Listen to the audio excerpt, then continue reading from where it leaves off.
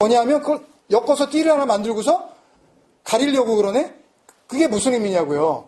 단순히 뭐 부끄러움을 가렸다 그렇게 생각하면 우리는 너무 은혜를 얕게 그냥 핥고 지나가는 거예요. 한 번만 더 생각해 보세요. 그건 뭐예요?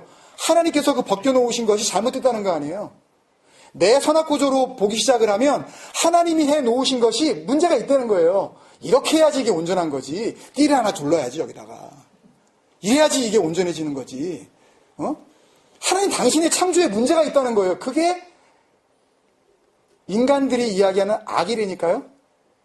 우리는 그 구조를 가지고 언제나 선악을 판단하는데 그 선악이 하나님 보시기에 어떻게 선하게 보이시겠냐고요. 생각을 해보세요, 여러분. 그게 어떻게 의로운 생각이 될 수가 있겠냐고요. 언제나 반대로 가는데. 말씀을 주시면 그걸 지키려고만 해. 하지 말라 그러면 그냥 하지 말라는 쪽으로만 하려고 그러네. 그 안에 담겨있는 진리를 보려고 하지 않고. 무슨 말씀인지 아시겠어요, 여러분? 그 옷을 이야기하는 거예요. 어차피 옷은 하나인데 쟤네들은 옷을 둘로 알고 있어. 그러니까 너희들이 이 영원한 옷, 이 진리의 옷, 그 옷을 가지고 얘네들한테 달라고 하는 것도 그래 맞아. 니네가 생각하는 거 그거 율법 맞아.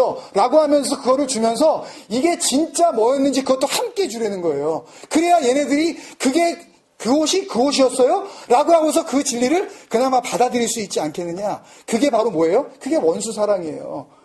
여러분들이 가지고 있는 원한을 맺고 있는 원수, 그 원수를 생각하면서 원수 사랑해라 그랬으니까 요거는 구원과 직결되어 있는 것 같으니까 내가 신앙의 최고의 단계로 올라가기 위해서는 그 원수를 확 사랑해버려야지.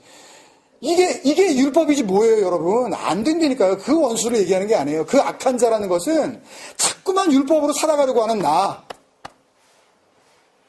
내가 인류 최초의 인간이 따먹고 입에 물고 있었던 그 손아까리 입에 문채 계속 태어날 수밖에 없는 그 죄의 공장에서 나오는 모든 죄의 산물들, 저와 여러분들, 그래서 나기만 하면 모든 것들을 갖다가 자기 손악 구조로 두 가지로 생각하는 그 두 마음을 가진 자들, 그 자들 앞에서 어쩔 수 없이 그들은 무슨 진리를 주더라도 두 가지로 받는 자들이니까 그들에게 그거 그래 맞아. 네가 생각하는 거 맞은데 사실은 그게 이거야 라고 하고 진리를 같이 설명해 주라는 그 말씀을 해주시는 거예요.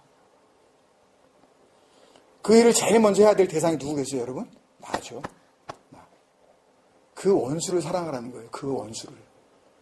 그 선악구조 가운데에서 그렇게 하나님 앞에 대적하면 내가 옳다고, 내 판단 맞다고, 이렇게 하면 되는 거죠. 하나님 내 제사 받으라고. 가인처럼. 가인이 그 땅에서 벗어나가지고 유리방황하기 시작하면서 이제는 다시는 하나님께 제사 안 드린 줄 아세요? 열심히 제사 드렸어요. 왜? 내가 내 동생을 때려 죽이면서라도 내가 내 제사를 갖다가 옳다는 걸 인정받고 싶었거든요. 내가 동생을 죽이면서까지 내가 인정받고 싶었던 그 예배를 갖다가 자기가 버리겠냐고요. 내가 동생을 죽이면서까지 내가 한 제사가 맞다는 것을 갖다가 끝까지 하나님 앞에 우기기 위해서라도 끝없이 그 제사를 드렸다니까요. 그 율법적인 제사를. 그게 뭐 곡식을 가지고 드렸느냐, 무슨 뭐 양의 피를 했느냐, 그런 의미가 아니에요. 내 거 받으려는 거예요. 내가 하는 이 예배, 이 방식이 맞으니까 당신은 받으면 될 거 아니냐고, 무슨 다른 소리가 있냐고. 이 방식으로 예배 드리는 게 옳다고 자꾸만 주장하는 게 오늘날의 교회 아니에요. 오늘날의 이 대량 생산된 말도 안 되는 그리스도인들이라는 이 가짜들 아니에요. 저와 여러분을 포함을 해서. 이걸 만들어 놨잖아요. 예? 말씀을 두 가지 마음으로 받은 그걸 가지고 두 가지 마음으로 설명을 하니까 그 설명을 그대로 두 가지로 받아서 여전히 두 가지로 선악을 판단하면서 저 인간은 나쁜 인간, 저 인간은 상종 못할 인간, 저 인간은 사귀지 말아야지, 사람을 이런 모든 것들의 기준이 내가 되어져서 하나님이 정말 원하시는 아들로서의 삶을 우리가 살아볼 겨를이 없었잖아요, 지금까지.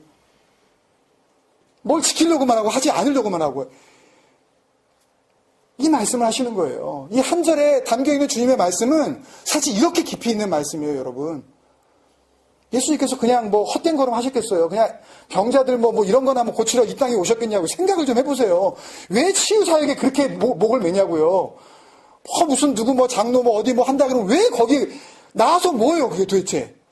걸어서 뭐예요. 그거 가지고 뭐 어떻게 구원을 받는다고요.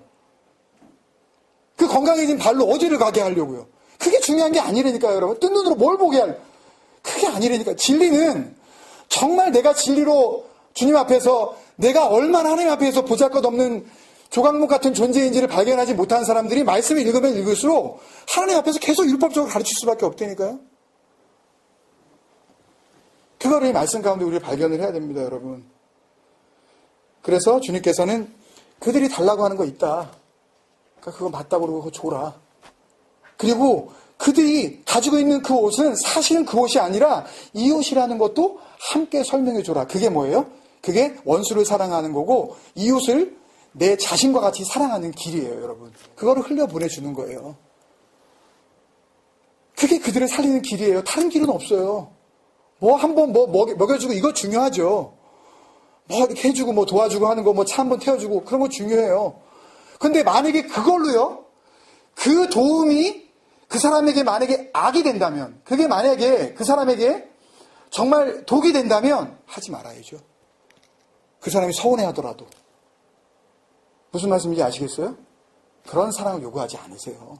성경은. 도와주라는 그 도와줌이 그걸로 끝나지 않는다고요. 그거 하지 말란 얘기가 또 아닙니다, 여러분. 우린 절대 안 해, 이제. 정말 그 생명을 정말 생각해보면 도대체 우리가 어떤 사랑을 흘려보내줘야 되는지, 진리의 사람들이 뭘 입혀줘야 되는지 그걸 알게 된다니까요.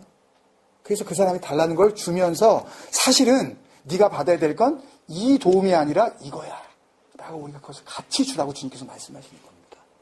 그걸 입어야 그는 마지막 때에 하나님 앞에서 너 옷 잘 지켰네? 옷 잘 지켰어. 그렇게 인정받는 거라니까요, 여러분. 그렇지 않은 자들이 결국은 이렇게 끝납니다, 여러분.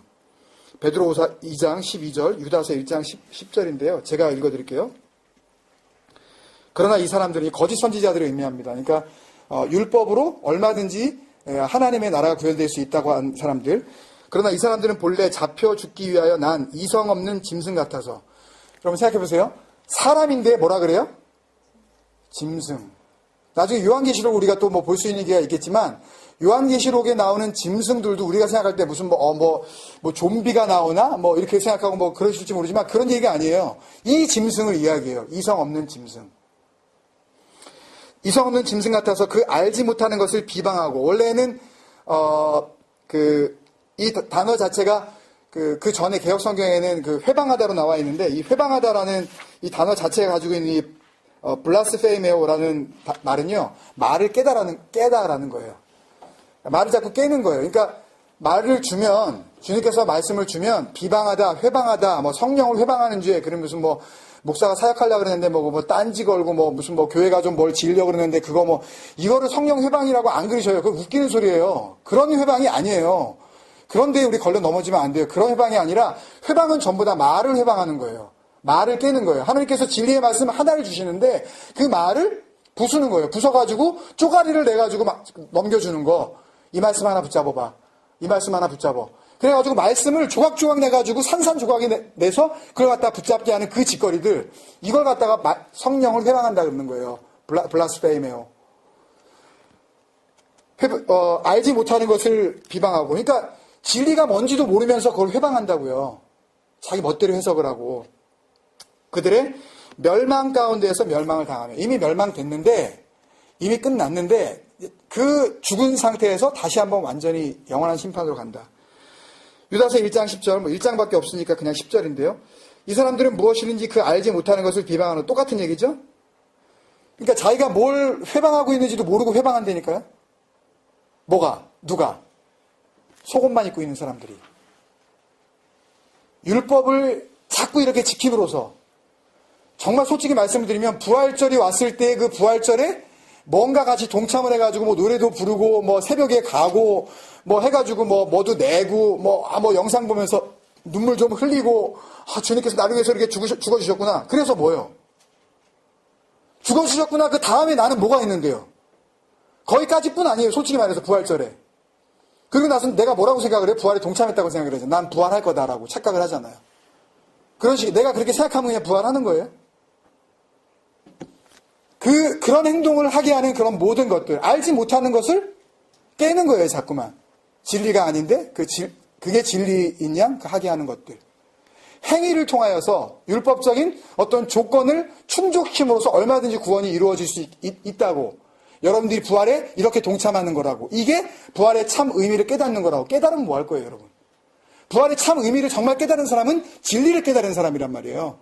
왜냐하면 진리로 다시 그분이 우리에게 영으로 오셨으니까. 부활이 뭐, 나 죽어도 난 안 죽어. 뭐, 죽은 다음에 난 다시 살아날 거야. 뭐, 이런 식의 부활의 의미가 아니란 말이에요, 이 부활은요. 그래서 여기에서 꼭 설명드리고 싶은 것은 이성 없는 짐승, 그러니까 성경에서 이야기한 하나님이 짐승이라고 하는 이 이성 없는이라고 하는 이 짐승은요, 존이라고 하는 단어는 living things라는 건데요. 그러니까 호흡하는 모든 것들, 인간을 포함해서 이 이성 없는 짐승을 뭐라 그랬냐, 이성 없다는 것을 알 로고스 그렇게 적었어요. R은 뭐냐 하면은 nothing, no, never. 없다는 뜻이 아예 없다는 얘기예요. 뭐가 없어요? 로고스가 없다고요. 요한복음 1장 1절에 태초에 말씀이 계시니라. 그 말씀이 로고스다 라고 분명히 말씀해주고 있잖아요. 그거 로고스거든요. 근데 로고스가 없다는 이야기예요. 진리가 없는 상태에서 호흡하고 있는 그런 모든 인간들을 다 포함해가지고 이성 없는 짐승이라 그러는 거예요. 성경은. 그 결국이 어떻게 된다고요? 이미 멸망했지만 이미 끝났는데 그 끝나는 가운데서 아예 영원한 벌로 끝내버리시겠다라는 그런 말씀입니다.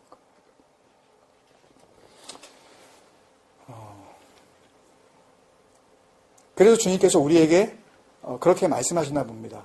진리를 좀 알아야 된다, 너희가. 진리를 알아야 된다. 주님께서는 분명히 당신을 가르치셔서 내가 곧 길이다, 진리다, 생명이다 라고 하셨으니까 멀리 있지 않아요. 그 진리가 뭔지 우리가 한평생 그것을 구하면서 나아갈 만한 충분한 가치가 있는 거예요. 그죠? 혹 여러분들 마음 가운데 이게 정말 분명하게 딱 붙잡지 못하는 그런 아직은 이해가 되지 않는 그런 상황이 있다 할지라도 여러분 너무 걱정하지 마세요. 다만 주님 정말 진리가 정말 뭔가요?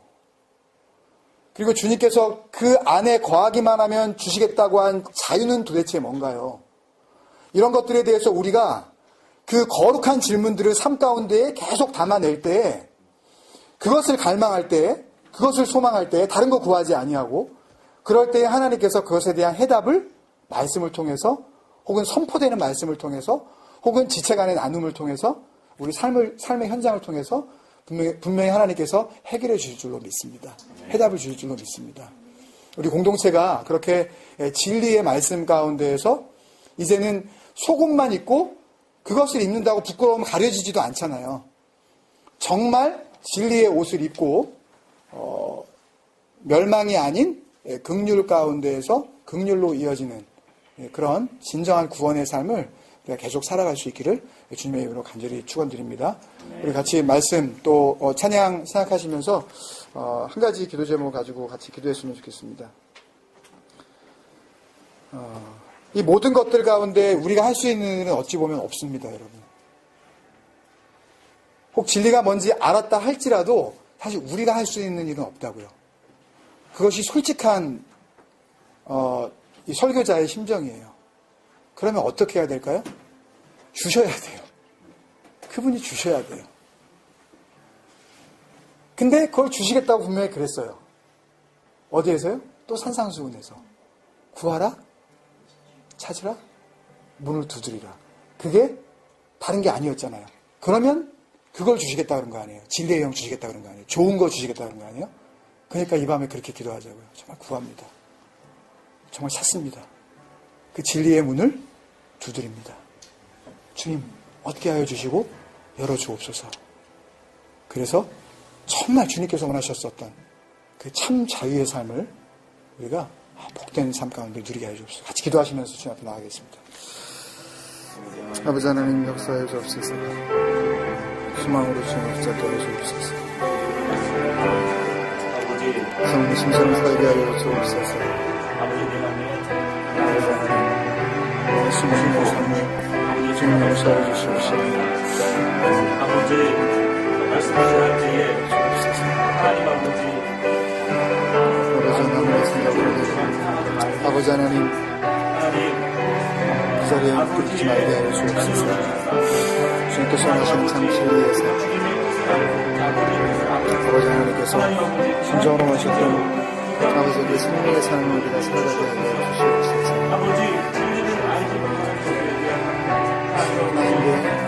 하나님 신의로 우리가 붙잡고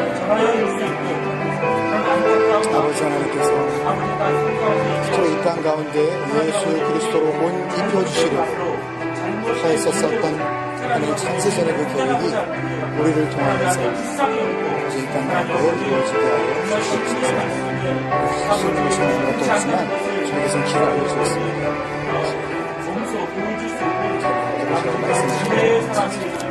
그러면 찾아질 것이라고 말씀하셨습니다.